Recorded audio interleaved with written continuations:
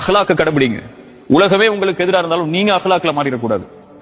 உங்களை விமர்சிச்சாலும் சரி, உங்களை எதிர்த்தாலும் சரி, உங்களை குதர்க்கம் பேசினாலும் சரி, நீங்க நல்லது செய்யும் போது உங்களை குத்தினாலும் சரி, உங்க முதுகுக்கு உங்க கூடவே இருந்து ஒருத்தர் உங்களுக்கு துரோகம் செஞ்சாலும் சரி, அல்லது நண்பனா இருக்கக்கூடிய துரோகியா மாறினாலும் சரி, துரோகி நண்பனா மாறினாலும் சரி, உலகமே உங்களை எதிர்த்து நின்றாலும் சரி, நீங்க அஹ்லாக்ல மாறிடக்கூடாது.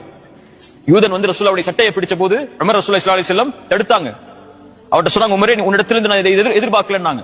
அந்த யூதன் இஸ்லாமை ஏற்றதற்குரிய காரணம் அவரிடத்துல எவ்வளவு அநீதமான முறையில் நடந்தாலும் அவர் நீதியோட நடப்பாருங்கிற குணத்தை நான் பார்க்கணும்னு ஆசைப்பட்ட, அதை பார்த்துட்டு இஸ்லாத்துக்கு வரனாரு இல்லையா?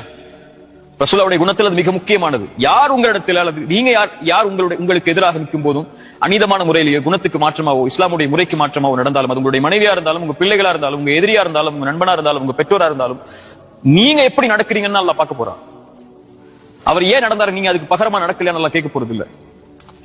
ஜிஹாத் இல்ல. அவர் அடிச்சா நீங்க அடிக்கணும், அவர் போராடணும், நீங்க போராடணும்.